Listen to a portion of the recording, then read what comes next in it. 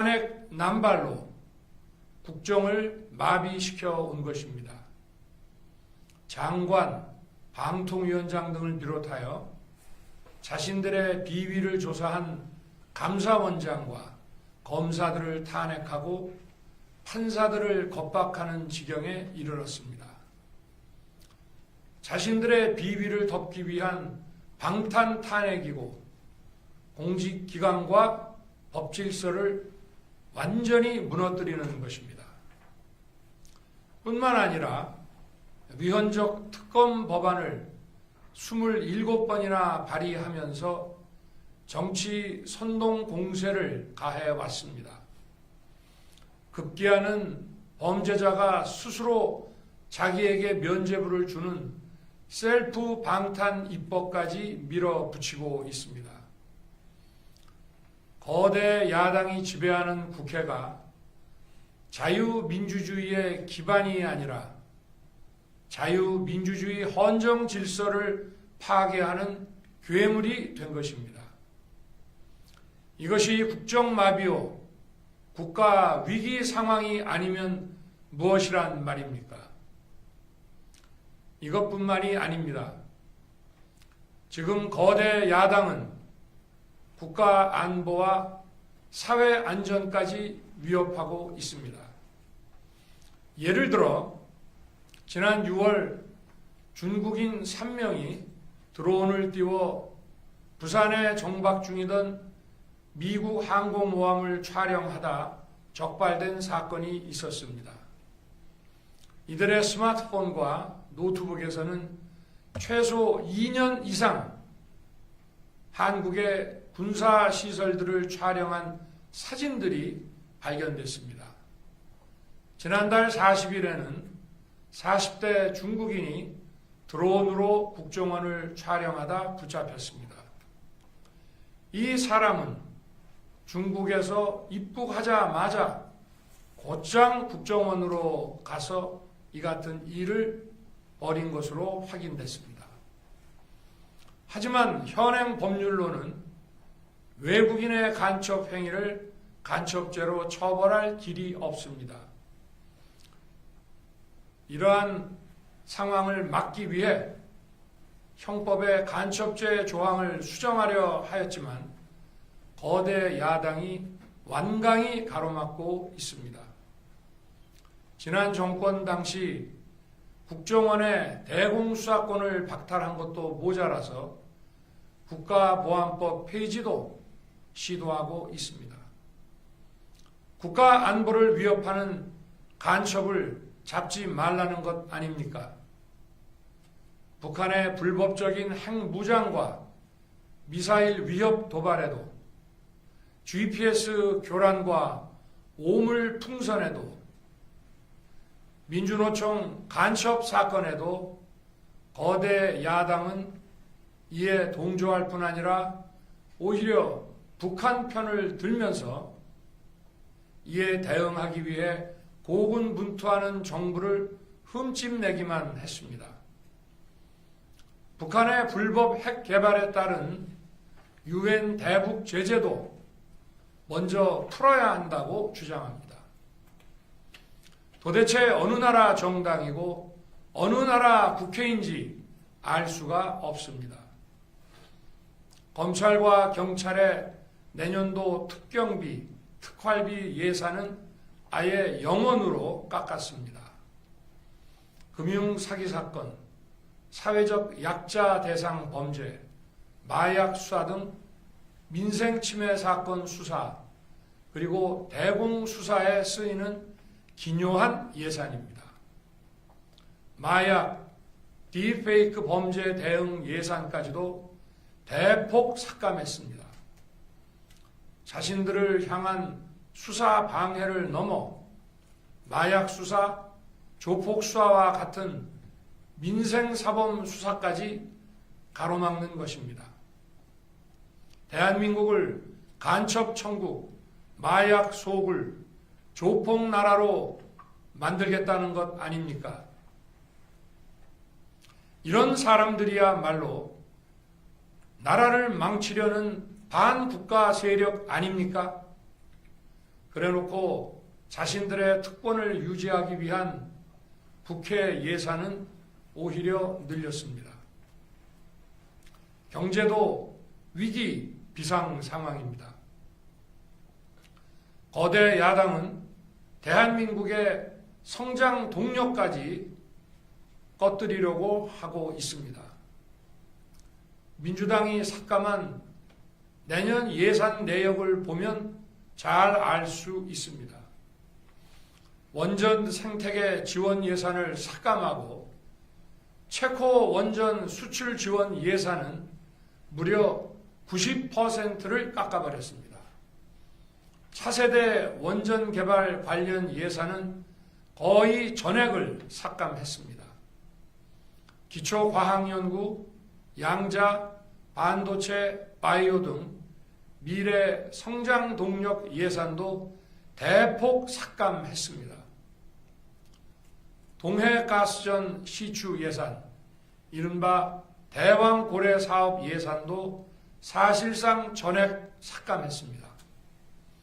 청년 일자리 지원 사업, 취약계층 아동 자산 형성 지원 사업, 아이들 돌봄 수당까지 손을 댔습니다. 산업 생태계 조성을 위한 혁신 성장 펀드, 강소기업 육성 예산도 삭감했습니다. 재해 대책 예비비는 무려 1조 원을 삭감하고 팬데믹 대비를 위한 백신 개발과 관련 R&D 예산도 깎았습니다. 이처럼 지금 대한민국은 거대 야당의 의회 독재와 폭거로 국정이 마비되고 사회 질서가 교란되어 행정과 사법의 정상적인 수행이 불가능한 상황입니다. 국민 여러분, 여기까지는 국민 여러분께서도 많이 아시고 계실 것입니다. 하지만 제가 비상계엄이라는 엄중한 결단을 내리기까지 그동안 직접 차마 밝히지 못했던 더 심각한 일들이 많이 있습니다. 작년 하반기 선거관리위원회를 비롯한 헌법기관들과 정부기관에 대해 북한의 해킹 공격이 있었습니다. 국가정보원이 이를 발견하고 정보 유출과 전산 시스템 안전성을 점검하고자 했습니다. 다른 모든 기관들은 자신들의 참관하에 국정원이 점검하는 것에 동의하여 시스템 점검이 진행되었습니다. 그러나 선거관리위원회는 헌법기관임을 내세우며 완강히 거부하였습니다. 그러다가 선관위에 대규모 채용 부정 사건이 터져 감사와 수사를 받게 되자 국정원의 점검을 받겠다고 한 발 물러섰습니다. 그렇지만 전체 시스템 장비의 아주 일부분만 점검에 응하였고 나머지는 불응했습니다. 시스템 장비 일부분만 점검했지만 상황은 심각했습니다. 국정원 직원이 해커로서 해킹을 시도하자 얼마든지 데이터 조작이 가능하였고 방화벽도 사실상 없는 것이나 마찬가지였습니다. 비밀번호도 아주 단순하여 1, 2, 3, 4, 5 같은 식이었습니다. 시스템 보안관리 회사도 아주 작은 규모의 전문성이 매우 부족한 회사였습니다. 저는 당시 대통령으로서 국정원의 보고를 받고 충격에 빠졌습니다. 민주주의의 핵심인 선거를 관리하는 전산 시스템이 이렇게 엉터리인데 어떻게 국민들이 선거 결과를 신뢰할 수 있겠습니까? 선관위도 국정원의 보안 점검 과정에 입회하여 지켜보았지만 자신들이 직접 데이터를 조작한 일이 없다는 변명만 되풀이할 뿐이었습니다. 선관위는 헌법기관이고 사법부 관계자들이 위원으로 있어 영장에 의한 압수수색이나 강제 수사가 사실상 불가능합니다. 스스로 협조하지 않으면 진상규명이 불가능합니다. 지난 24년 4월 총선을 앞두고도 문제 있는 부분에 대한 개선을 요구했지만 제대로 개선되었는지는 알 수 없습니다. 그래서 저는 이번에 국방장관에게 선관위 전산 시스템을 점검하도록 지시한 것입니다. 최근 거대 야당 민주당이 자신들의 비리를 수사하고 감사하는 서울중앙지검장과 검사들, 헌법기관인 감사원장을 탄핵하겠다고 하였을 때 저는 이제 더 이상은 그냥 지켜볼 수만 없다고 판단했습니다.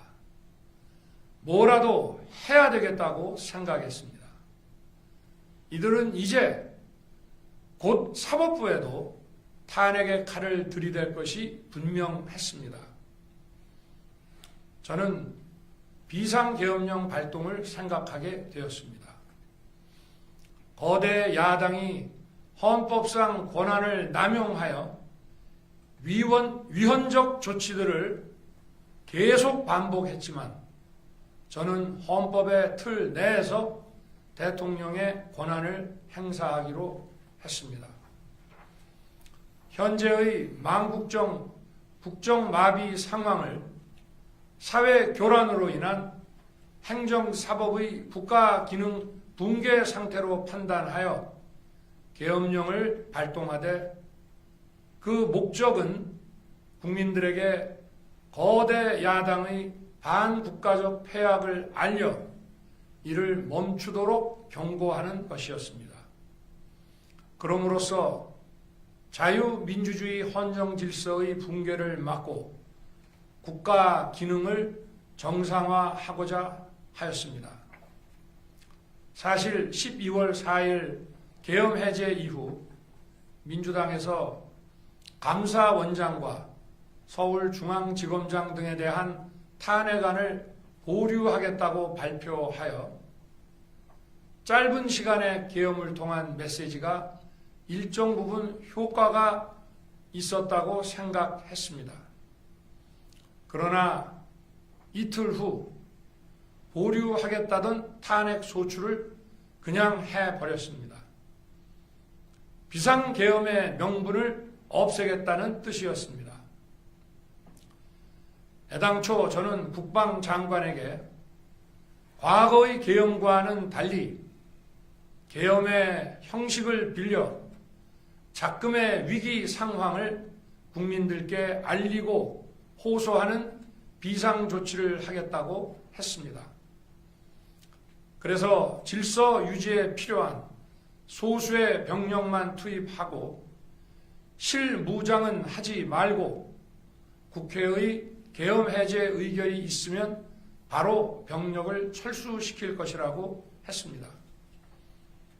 실제로 국회의 계엄 해제 의결이 있자 국방부 청사에 있던 국방장관을 제 사무실로 오게 하여 즉각적인 병력 철수를 지시하였습니다.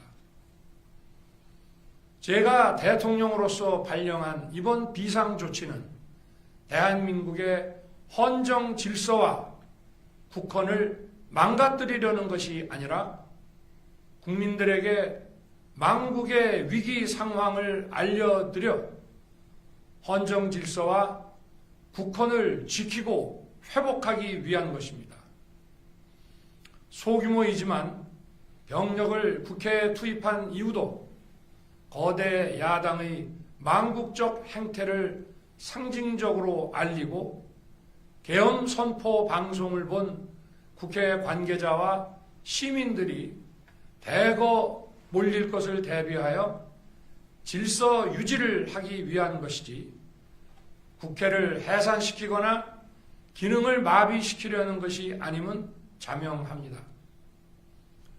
300명 미만의 실무장하지 않은 병력으로 그 넓디 넓은 국회 공간을 상당 기간 장악할 수 없는 것입니다. 과거와 같은 계엄을 하려면 수만 명의 병력이 필요하고 광범위한 사전 논의와 준비가 필요하지만 저는 국방장관에게 계엄령 발령 담화 방송으로 국민들께 알린 이후에 병력을 이동시키라고 지시했습니다.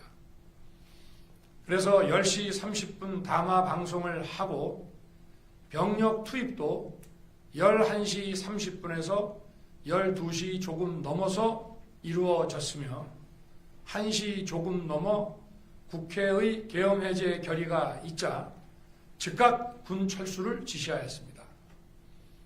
결국 병력이 투입된 시간은 한두 시간 정도에 불과합니다. 만일 국회 기능을 마비시키려 했다면 평일이 아닌 주말을 기해서 계엄을 발동했을 것입니다. 국회 건물에 대한 단전 단수 조치부터 취했을 것이고 방송 송출도 제한했을 것입니다. 그러나 그 어느 것도 하지 않았습니다. 국회에서 정상적으로 심의가 이루어졌고 방송을 통해 온 국민이 국회 상황을 지켜보았습니다.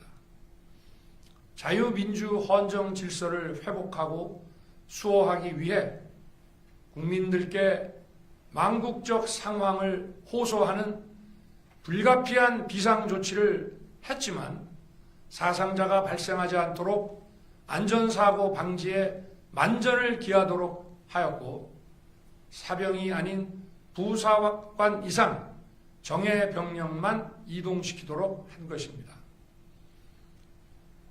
저는 이번 비상계엄을 준비하면서 오로지 국방장관하고만 논의하였고 대통령실과 내각 일부 인사에게 선포 직전 국무회의에서 알렸습니다. 각자의 담당 업무 관점에서 우려되는 반대 의견 개진도 많았습니다. 저는 국정 전반을 보는 대통령의 입장에서 현 상황에서 이런 조치가 불가피하다고 설명했습니다.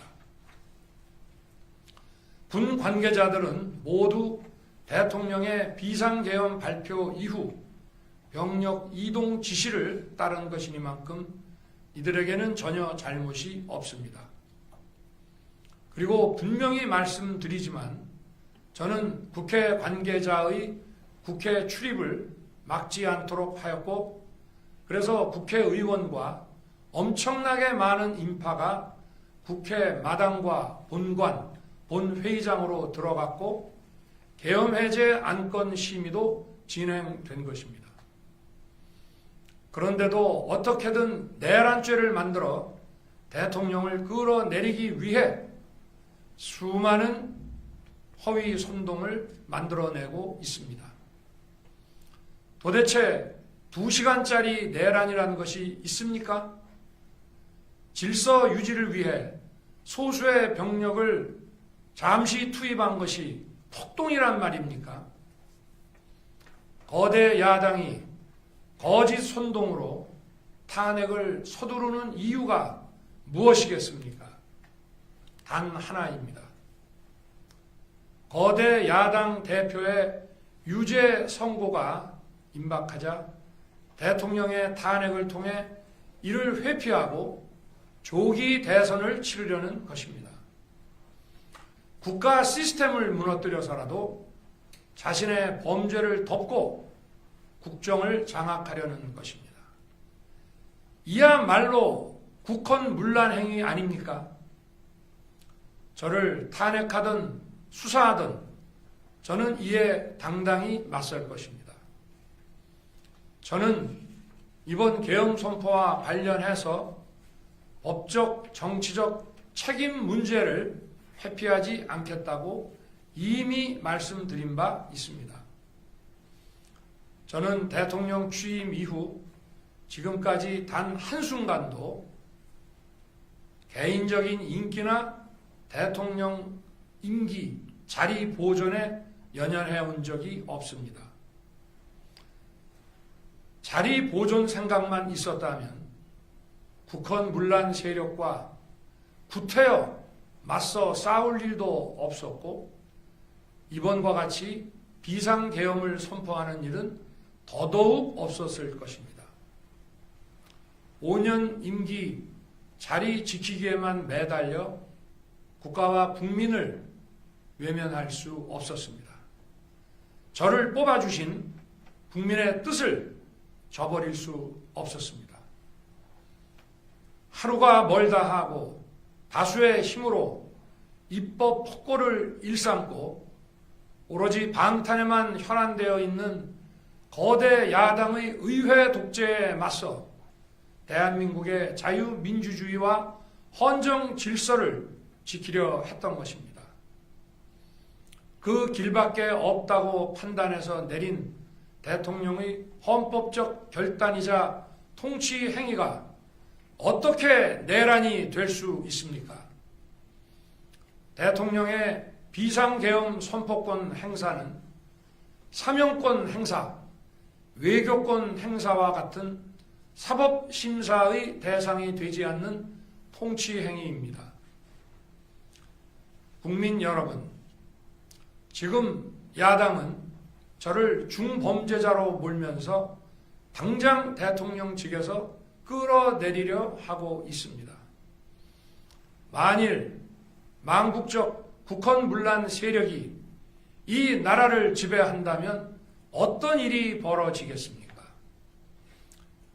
위헌적인 법률, 셀프 면죄부 법률, 경제 폭망 법률들이 국회를 무차별 통과해서 이 나라를 완전히 부술 것입니다. 원전산업, 반도체 산업을 비롯한 미래 성장 동력은 고사될 것이고 중국산 태양광 시설들이 전국의 살림을 파괴할 것입니다. 우리 안보와 경제의 기반인 한미 동맹, 한미일 공조는 또다시 무너질 것입니다. 북한은 핵과 미사일을 고도화하여 우리의 삶을 더 심각하게 위협할 것입니다. 그러면 이 나라 대한민국의 미래가 어떻게 되겠습니까? 간첩이 활개치고 마약이 미래 세대를 망가뜨리고 조폭이 설치는 그런 나라가 되지 않겠습니까? 지금껏 국정마비와 국헌문란을 주도한 세력과 범죄자 집단이 국정을 장악하고 대한민국의 미래를 위협하는 일만큼은 어떤 일이 있어도 막아야 합니다. 저는 끝까지 싸울 것입니다. 국민 여러분, 국정마비의 망국적 비상 상황에서 나라를 지키기 위해 국정을 정상화하기 위해 대통령의 법적 권한으로 행사한 비상계엄 조치는 대통령의 고도의 정치적 판단이고 오로지 국회의 해제 요구만으로 통제할 수 있는 것입니다. 이것이 사법부의 판례와 헌법학계의 다수 의견임을 많은 분들이 알고 있습니다. 저는 국회 해제 요구를 즉각 수용했습니다. 계엄 발령 요건에 관해 다른 생각을 가지고 계신 분들도 있습니다만 나라를 살리려는 비상 조치를 나라를 망치려는 내란 행위로 보는 것은 여러 헌법학자와 법률가들이 지적하는 바와 같이 우리 헌법과 법 체계를 심각한 위험에 빠뜨리는 것입니다. 저는 묻고 싶습니다. 지금 여기저기서 광란에 칼춤을 추는 사람들은 나라가 이 상태에 오기까지 어디서 도대체 무엇을 했습니까? 대한민국의 상황이 위태롭고 위기에 놓여 있다는 생각도 전혀 하지 않았다는 말입니까? 공직자들에게 당부합니다. 엄중한 안보 상황과 글로벌 경제 위기에서 국민의 안전과 민생을 지키는 일에 흔들림 없이 매진해 주시기 바랍니다. 국민 여러분, 지난 2년 반 저는 오로지 국민만 바라보며 자유민주주의를 지키고 재건하기 위해 불의와 부정, 민주주의를 가장한 폭거에 맞서 싸웠습니다. 피와 땀으로 지켜온 대한민국, 우리의 자유민주주의를 지키는 길에 모두 하나가 되어주시길 간곡한 마음으로 호소드립니다. 저는 마지막 순간까지 국민 여러분과 함께 싸우겠습니다. 짧은 시간이지만 이번 계엄으로 놀라고 불안하셨을 국민 여러분께 다시 한번 사과드립니다. 국민 여러분에 대한 저의 뜨거운 충정만큼은 믿어주십시오. 감사합니다.